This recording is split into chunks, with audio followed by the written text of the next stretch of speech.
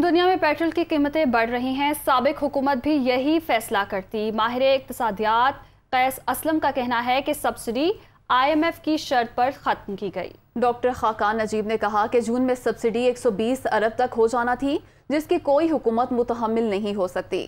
आलमी सतह पर पेट्रोल की कीमतें बढ़ने से आने वाले दिन मुश्किल होंगे।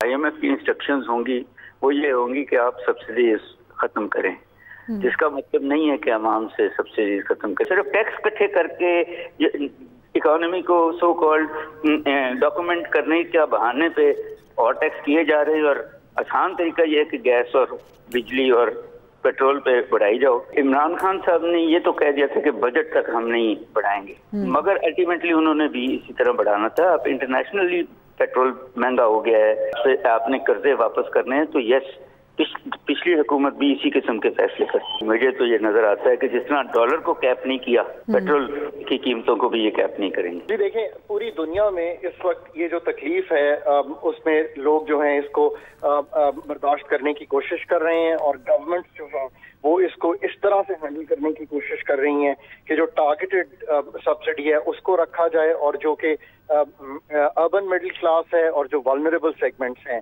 उनको इससे बचा के रखा जाए। जब ये सब्सिडी शुरू हुई थी जनरल सब्सिडी में, तो ये 30 अरब थी सिर्फ मार्च के महीने में। ये जून के महीने में अगर ये तब्दीली ना करें तो ये 120 अरब रुपया बन जाती है। ये बहुत बड़ी सब्सिडी है जिसकी कोई भी सरकार मुतहम्मिल नहीं हो सकती। उसकी वजह से हमें ज्यादा बढ़ती हुई इन्फ्लेशन आ रही है। आने वाले दिन भी जो हैं वो मुश्किल हैं। दुनिया में कोई की कीमत भी बढ़ी है, सारी कीमतें बढ़ी हैं। हुकूमत कोई भी हो, IMF का प्रोग्राम लाज़िम व मलज़ूम है।